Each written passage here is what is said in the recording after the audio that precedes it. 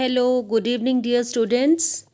I am doctor Priyanka Yadav और आज हम स्टार्ट करेंगे बीए फर्स्ट ईयर के फर्स्ट चैप्टर ऑफ साइकोलॉजी से, जिसका नाम है psychology, history, emergency science and subject matter, यानी कि मनोविज्ञान का इतिहास विज्ञान के रूप में और विषय वस्तु। तो आप सभी को पता है कि कोई भी नया विषय पढ़ने से पहले, या जैसे अभी हम मनोविज्ञान है जिसको हम पहली बार पढ़ रहे हैं, है ना, तो उसको पढ़ने से पहले ये 4 बातें बहुत ज़रूरी होती हैं। पहला, कि आखिर वो सब्जेक्ट है क्या, आप इसको कैसे डिफाइन करोगे। अब यहाँ अगर हम मनोविज्ञान पढ़ रहे हैं तो डेफिनेटली हम साइकोलॉजी को कैसे डिफाइन करेंगे, ये जानना बहुत ज़रूरी हो जाता है। दूसरा प्रश्न हमारे दिमाग में आता है कि आखिर हम साइकोलॉजी को क्यों पढ़ें, है ना, साइकोलॉजी को पढ़ना क्यों ज़रूरी है, ये चीज़ आती है। यानी हम उसमें पढ़ेंगे कि उससे हमें क्या बेनिफिट्स हैं, उसकी विषय वस्तु क्या है, उससे रिलेटेड क्या करियर ऑप्शंस हैं, क्या रोज़गार की संभावनाएं हैं, ठीक है।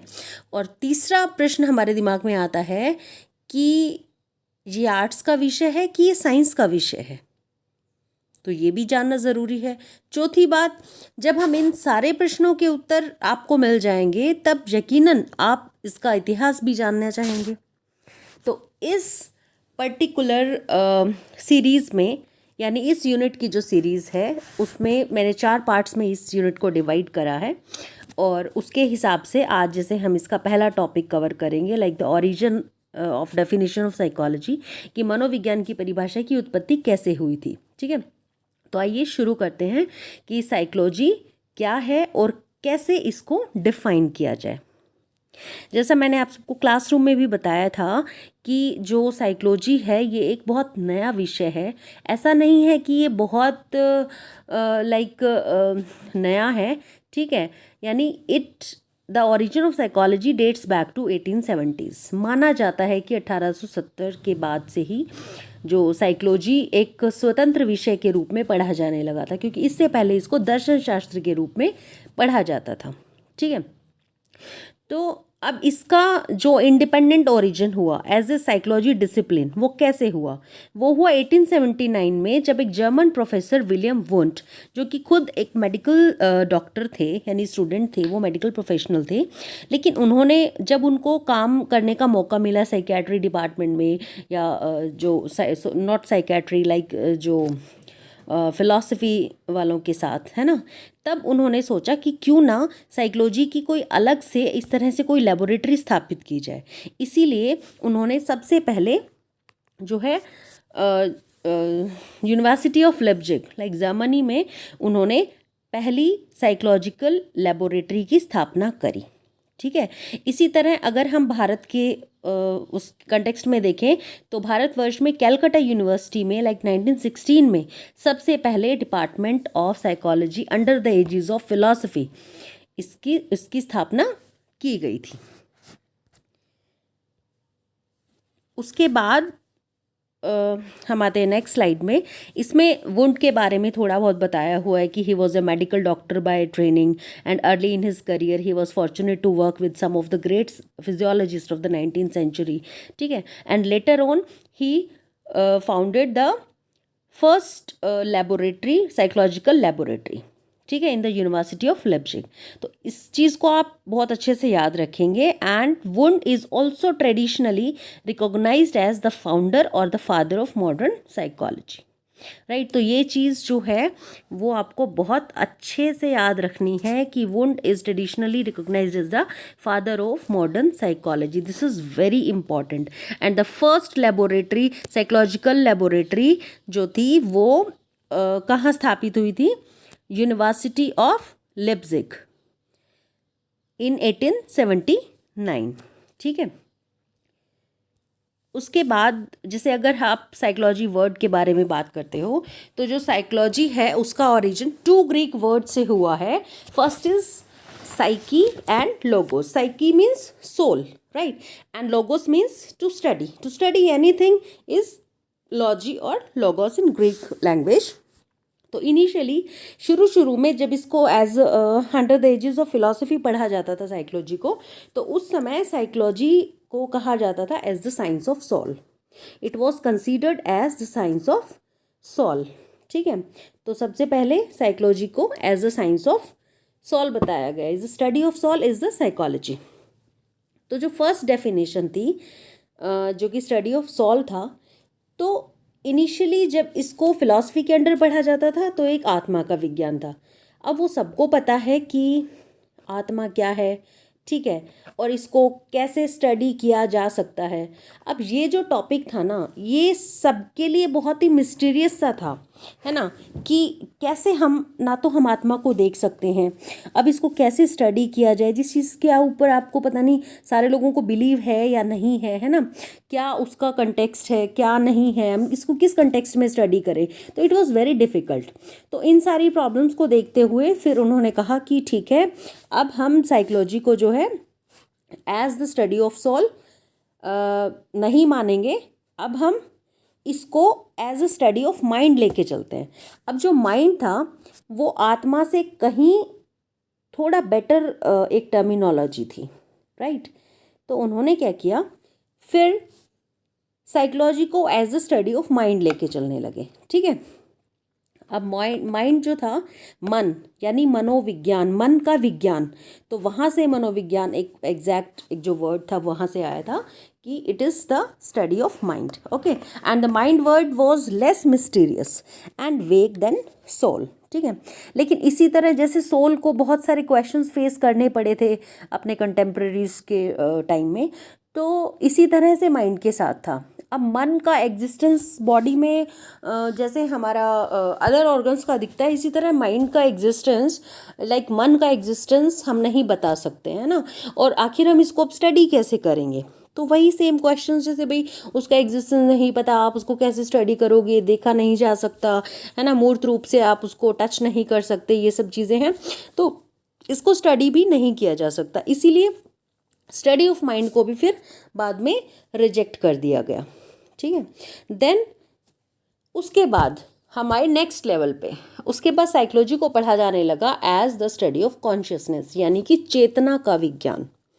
ठीक है, अब जो डिस्क्रिप्शन था कॉन्शियसनेस का साइकोलॉजी में, वो ठीक था कि आप कॉन्शियसनेस को जो है स्टडी कर सकते हो, लेकिन वो स्टडी जो है, आप ये जो स्टडी है कि आप कितने कॉन्शियस हो कितने नहीं हो, ये सिर्फ एक ह्यूमन बीइंग खुद ही बता सकता है ना.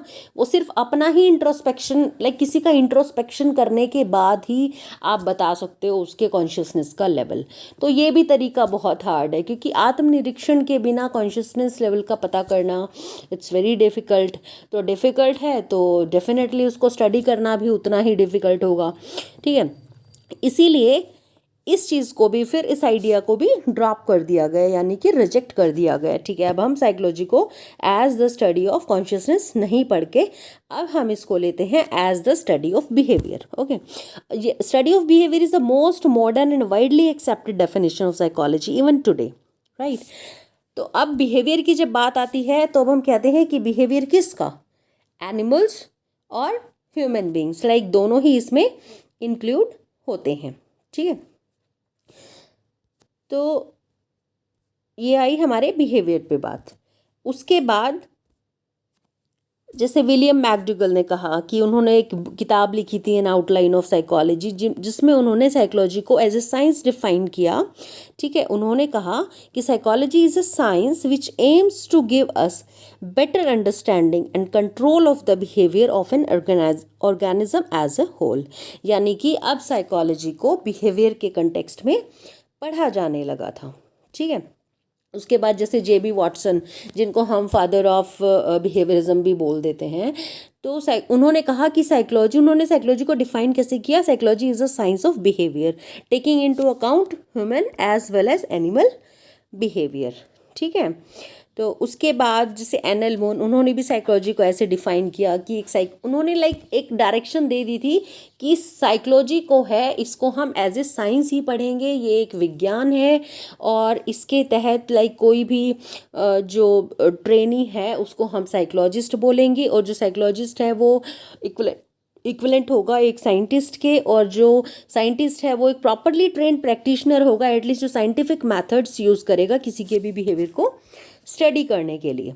ठीक है, उसके बाद एनलमन ने ये डेफिनेशन दे दी थी। तो अब हम इसका एक क्विक थोड़ा सा हिस्ट्री पार्ट में आ जाते हैं और हम इसका क्विक जो है रिवीजन करते हैं। तो अब इसमें हमने क्या पढ़ा कि कैसे कैसे ओरिजिन हुआ साइकोलॉजी की डेफिनेशन का। तो इसमें हम कह सकते हैं कि शुरू में जो साइकोलॉजी है इसको as a science of soul पढ़ा जाता था। ठीक है, और साइकोलॉजी का मतलब होता है, 2 ग्रीक वर्ड से इसका जो है ओरिजिन हुआ है। One is psyche and second one is the logos. ठीक है, psyche means the soul and logos means study और द साइंस ऑफ सोल। तो अर्लियर जो साइकोलॉजिस्ट थे उन्होंने क्या किया, उन्होंने डाउट किया सोल के एग्जिस्टेंस पे कि इसको स्टडी नहीं किया जा सकता, कोई एम्पेरिकल एविडेंस उनके पास नहीं था कि सोल है सोल नहीं है, हम इसको कैसे स्टडी करेंगे, इसलिए उन्होंने उस चीज़ को जो था ड्रॉप कर दिया। उसके बाद उनके कंटेम्प्रेरीज ने कहा कि ठीक है, हम माइंड के एग्जिस्टेंस को तो एक्सेप्ट करते हैं, तो अब हम इसको as a study of mind लेके चलते हैं। फिर उन्होंने क्या किया, जब इसको as a study of mind लिया साइकोलॉजी को, तो 1892 में विलियम जेम्स, जो कि 1892 में विलियम जेम्स ने साइकोलॉजी को कैसे डिफाइन किया, it is the study of mental processes. जब हम मनोविज्ञान को it is the study of mind, उसी के अंडर उन्होंने कहा कि psychology is the study of mental processes. Mind के अंदर मेंटल प्रोसेसेस भी होंगी। ठीक है, तो अब जो मेंटल प्रोसेसेस हैं तो वहाँ पे भी बात आती है कॉन्शियस अनकॉन्शियस की। तो उन्होंने कहा कि consciousness is very much related to the mental processes. तो इन हिज व्यू साइकोलॉजी में be defined as in terms of the conscious states, right? उसके बाद साइकोलॉजी को माइंड से एक नेक्स्ट लेवल पे लेके जाया गया, दैट वो psychology as the study of और the science of consciousness. Then 1884 में जेम्स सुली ने साइकोलॉजी को कैसे डिफाइन किया था, as the science of inner world as distinguished from the physical science which studies the physical phenomena. तो consciousness को इन्होंने बिल्कुल एक स्टडी ऑफ इनर, कॉन्शियसनेस क्या है, ये एक तरह से हमारा आंतरिक जो मन है, सब कुछ जो मन के भीतर चल रहा है, जिसको आप जो है क्लियरली विजिबल नहीं है हमें, है ना, सिर्फ इंट्रोस्पेक्शन के द्वारा ही जिसका को जो है याद किया जा सकता है। तो ये एक स्टडी ऑफ इनर वर्ल्ड है। तो कॉन्शियसनेस की साइंस की तरह इसको देखा जाने लगा। देन 1892 में अगेन विलियम वुंड ने ऑलरेडी साइकोलॉजी को फिर डिफाइन किया कि it is a science which studies the internal experiences. अब जो विलियम वुंड थे उन्होंने इसको कैसे डिफाइन किया, as the study of internal experiences और द स्टडी ऑफ कॉन्शियसनेस। उसके बाद जब इसको साइंस ऑफ कॉन्शियसनेस बताया जा रहा था, उसके बाद उन्होंने कहा कि नहीं, इसको भी स्टडी करना इतना इजी नहीं है, तो उन्होंने उस आइडिया को भी ड्रॉप डाउन किया। देन फिर हम नेक्स्ट लेवल पर आए, that is the psychology is the science of behaviour. तो 1905 में विलियम मैकडगल ने साइकोलॉजी को डिफाइन किया as the science of behaviour. तो सबसे पहले 1905 में विलियम मैकडगल ने साइकोलॉजी को as the science of behaviour बताया। अब 1911 में WB पिल्सबरी ने भी साइकोलॉजी को as the science of behaviour बताया। उसके बाद JB वॉटसन, जिनको फादर ऑफ मॉडर्न बिहेवियरिज्म जो बोला जाता है, father of behaviourism JB Watson, तो उन्होंने कहा कि अब उन्होंने माइंड, कॉन्शियसनेस, सारे कॉन्सेप्ट्स को नकार दिया। ठीक है, अब उन्होंने कहा कि उन्होंने अब साइकोलॉजी को डिफाइन किया as the science of behaviour, and behaviour includes both animal as well as the human behaviour. ठीक है, नेक्स्ट साइकोलॉजी को अब उसके बाद भी सिर्फ बिहेवियरिज्म तक बात नहीं रुकी, उसके बाद भी और रिसर्चेस कंटिन्यू रही। तो उसके बाद ये जो है आइडिया आया कि psychology is the science of experience and behaviour of individual in relation to the environment. जो के कॉफका थे, उन्होंने ये आइडिया दिया था कि साइकोलॉजी सिर्फ बिहेवियर का स्टडी नहीं है। बिहेवियर को तो हम स्टडी कर लेते हैं, लेकिन किसके कंटेक्स्ट में? बिहेवियर जो है आप एनवायरनमेंट के कंटेक्स्ट में उसको स्टडी करोगे, और psychology is the science of this experience and behaviour can be studies in relation to the environment. तो यही चीज़ कॉफका ने बताई थी। तो अब उन्होंने कहा कि जब आप बिहेवियर को एनवायरनमेंट के कंटेक्स्ट में जो स्टडी कर रहे हो, लेकिन आप वहाँ पे कॉन्शियसनेस के रोल को भी बिल्कुल डिनाई नहीं कर सकते हो, इसको आप डिस्कार्ड नहीं कर सकते हो। इसीलिए उन्होंने कहा कि psychology is the study of behaviour, ठीक है, जो कि इसका मेन एम है, लेकिन आप कॉन्शियसनेस को उससे अलग नहीं करोगे। उसके बाद आर.एस. वुडवर्थ ने, उन्होंने साइकोलॉजी को as the science of activities of the individual जो है वो डिफाइन किया था। तो अब इस पूरी पीपीटी में मैंने आपको यही बताया कि साइकोलॉजी की जो बिल्कुल स्टार्टिंग में इसका जो डेफिनेशन है, psychology as a study of behaviour और as a science of behaviour, है ना। तो इसका जो है ओरिजिन वो कहाँ से आया, क्योंकि हमने कहाँ से स्टार्ट किया था, ये मैं तुमको एक पिरामिड के थ्रू समझाना चाहूँगी। इनिशियली है वी कैन सी दैट कि psychology was initially considered as the offspring of philosophy. सबसे पहले हम इसको फिलॉसफी का जो है इसके जो जनक है वो फिलॉसफी सब्जेक्ट से निकल के आते, दर्शन शास्त्र से इसका उद्दीपन हुआ था साइकोलॉजी का। उसके बाद साइकोलॉजी को नेक्स्ट लेवल पे पढ़ा जाने लगा, जब इसको सबसे पहले मन का विज्ञान, आत्मा का विज्ञान बोला जाने लगा, that is the study of soul. उसके बाद जैसे जैसे लेवल बढ़ता गया और जो स्टडीज़ होती गई, फिर उन्होंने कहा कि psychology is a study of mind. After that it was considered as the study of consciousness. फिर उन्होंने कहा कि नो, ये आइडिया भी डिस्कार्ड कर दिया गया, क्योंकि इंट्रोस्पेक्शन लेवल से ही कॉन्शियसनेस को स्टडी किया जा सकता है, that is not possible for others to study others behaviour, है ना। अब उन्होंने कहा कि नई साइकोलॉजी को as the study of, it is a scientific study of behaviour, जो कि इसकी आज के दिन लेटेस्ट डेफिनेशन है। लेकिन उसके बाद भी जो अदर रिसर्चेस हुए उनमें ये चीज़ सामने आई कि साइकोलॉजी में हम बिहेवियर को स्टडी तो करते हैं, लेकिन बिहेवियर को हम किसके कंटेक्स्ट में स्टडी करेंगे? एनवायरनमेंट के कंटेक्स्ट में। और एनवायरनमेंट के कंटेक्स्ट में जब हम इसको स्टडी करते हैं तो एनवायरनमेंट के साथ साथ इसमें जो है कॉन्शियसनेस का भी रोल हम डिनाई नहीं कर सकते। तो यहाँ पे मैं इस पीपीटी को ख़त्म करती हूँ, इस वीडियो को ख़त्म करती हूँ, ठीक है। तो मेरी इसी तरह की वीडियोस पाने के लिए, नेक्स्ट पार्ट को देखने के लिए मेरा जो चैनल है @psychomadeeasy, उसको लाइक करें एंड सब्सक्राइब करें। Thank you.